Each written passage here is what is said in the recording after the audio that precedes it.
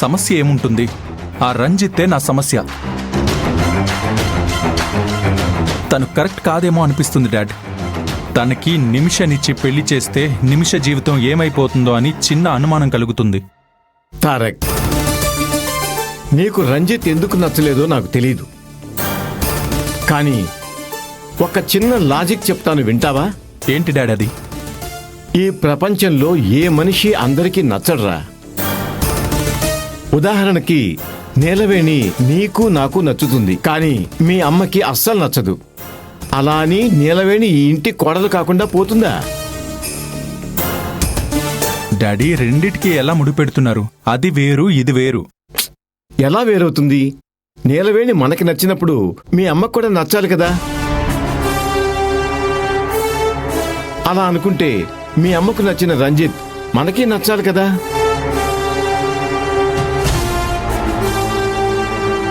ఇప్పుడు నీ డౌట్ ఏంట్రా? రంజిత్ ఎలాంటి వాడో అని, రంజిత్తో నిమిష జీవితం ఎలా ఉంటుందో అని, అంతే కదా. రంజిత్ ఎలాంటి వాడో నిరూపించడానికి నీకొక సందర్భం చెప్తాను, అప్పుడు నీకు బాగా అర్థమవుతుంది.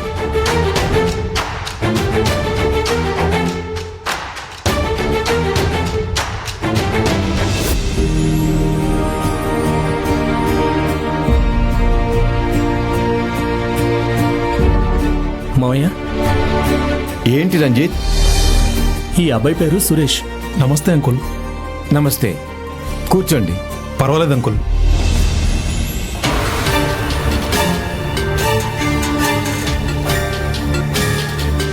ఇంతకీ ఈ అబ్బాయి ఎవరు? ఈ అబ్బాయి నిమిష క్లాస్మేట్ అంట మావయ్య. ఓ, నిమిషాని ఇష్టపడ్డాడంట.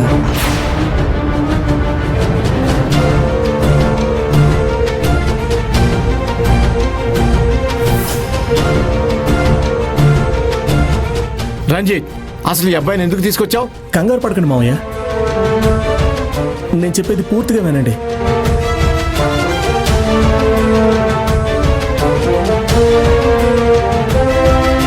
సురేష్, నువ్వు కూడా కంగారు పడకు. Everything will be all right, okay? Okay. Suresh నిమిషాన్ని కలిసి మాట్లాడాలనుకుంటున్నాడు. అయితే కలిసి మాట్లాడాల్సింది నిమిషతో కాదు, వాళ్ళ తల్లిదండ్రులతో అని చెప్పి మీ దగ్గరికి తీసుకొచ్చాను మావయ్య. ఎందుకంటే నిమిష గురించి ఆలోచించాలన్నా, నిమిష విషయంలో నిర్ణయాలు తీసుకోవాలన్నా మీరే కదా మావయ్య. అందుకే నేరుగా మీ దగ్గరికి తీసుకొచ్చాను. చూడు సురేష్, నువ్వేం మాట్లాడాలనుకుంటున్నావో మామయ్యతో మాట్లాడు. ఇదంతా నిమిషకి ఇష్టమైతే మామయ్యతో నేను మాట్లాడతాను. మావయ్యని నేను కన్విన్స్ చేస్తాను. Otherwise don't waste your time.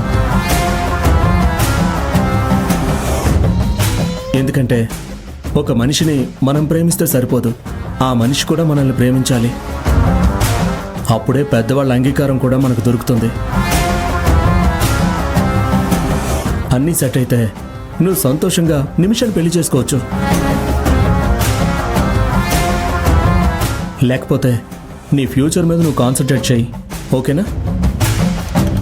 బాబు, నిన్ను కూడా నిమిషం ఇష్టపడుతుందా? అంటే సార్, అది చెప్పు, పర్వాలేదు.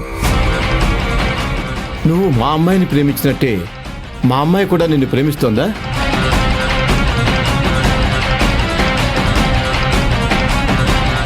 ఐఎమ్ వెరీ సారీ సార్, నేను ఇష్టపడుతున్నాను. నిమిష లేకపోతే చచ్చిపోవాలనిపిస్తుంది. నిమిష లేకుండా బతకలేను. Shut up. అడిగిన దానికి మాత్రమే సమాధానం చెప్పు. మా అమ్మాయి కూడా నిన్ను ఇష్టపడుతోందా? మా అమ్మాయి కూడా నిన్ను ప్రేమిస్తోందా? లేదు సార్, తన ఒపీనియనే నాకు తెలియదు. నా ఒపీనియన్ చెప్దామనే వచ్చాను. నిన్ను మావయ్య, నేను మాట్లాడతాను, ఉండండి. సురేష్, నీతో మాట్లాడాలి, రా.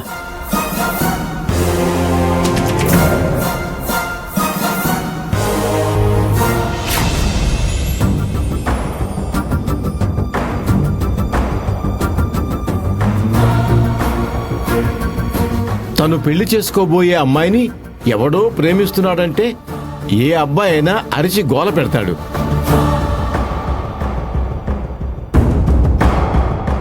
లేనిపోని గొడవ చేస్తాడు. కానీ రంజిత్ ఏం చేశాడు? ఆ అబ్బాయిని నేరుగా నా దగ్గరికే తీసుకొచ్చి కూర్చోబెట్టి మాట్లాడించాడు.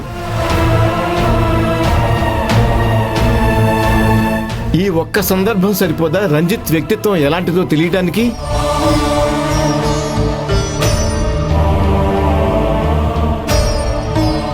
నీకు రంజిత్ ఏ విషయంలో నచ్చలేదో తెలియదు కానీ మంచివాడేరా. నాకు నచ్చాడు. నిమిషని సంతోషంగా చూసుకుంటాడు. ఆ నమ్మకం అయితే నాకుంది. ఈ డాడీ మాట వినరా? డాడీ, నాకు ప్రత్యేకంగా ఎవరి మీద కోపాలు లేవు, ద్వేషం కూడా లేదు. నాకున్న సమస్య అంతా ఒక్కటే, రంజిత్ మంచివాడా చెడ్డవాడా అని. పెళ్ళయ్యాక నిమిషని ప్రేమగా చూసుకుంటాడా లేదా అని. రంజిత్ మీద నాకు నమ్మకం కలిగితే వాళ్ళ పెళ్లికి నేనెప్పుడూ అబ్జెక్షన్ చెప్పేవాణ్ణి కాదు. చూడు తారక్, ఇప్పటికే నీకు మీ అమ్మకి చాలా దూరం పెరిగిపోయింది. ఈ పెళ్లి మూలంగా మీ ఇద్దరి మధ్య మరింత దూరం పెరగకూడదన్నది నా ఉద్దేశం. కుటుంబం అంతా ఒక్కటిగా ఒకే నిర్ణయం తీసుకుంటే రేపు ఎప్పుడు ఏ సమస్య వచ్చినా అందరం కలిసికట్టుగా ఆ సమస్యను పరిష్కరించగలుగుతాం. ఒక్కసారి ఆలోచించు. అయ్యగారు చెప్పింది కూడా నిజమే కదా తారక్ సార్. రంజిత్ బాబుని అందరూ ఇష్టపడుతున్నారు. ముఖ్యంగా నిమిషమ్మ కూడా రంజిత్ బాబుని పెళ్లి చేసుకోవాలని గట్టిగా కోరుకుంటున్నారు.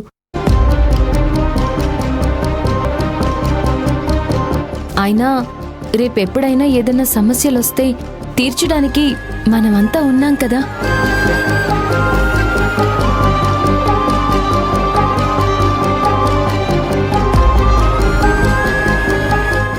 సరే డాడీ, మీరు ఈ విషయాలన్నీ మైండ్లో పెట్టుకుని ఎక్కువగా ఆలోచించకండి. అంతా మంచి జరుగుతుంది. అందరం కలిసికట్టుగా ఉంటే అంతా మంచే జరుగుతుందనే నా ఉద్దేశం కూడా. సరే, ఉంటాను. Good night.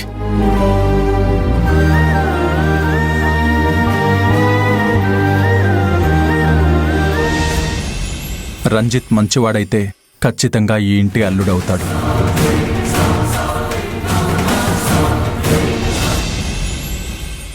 అన్నీ రెడీయే కదా? అన్నీ అనుకున్న టైంకే వచ్చేయాలి. ఏది మిస్ అవ్వకూడదు, సరేనా? అనుకున్నది అనుకున్నట్టు జరగకపోతే నాకు అసలే చిరాకు. గుర్తుపెట్టుకోండి. ఏంటి హరిత, ఎవరికో గట్టిగా వార్నింగ్ ఇస్తున్నట్టున్నావు?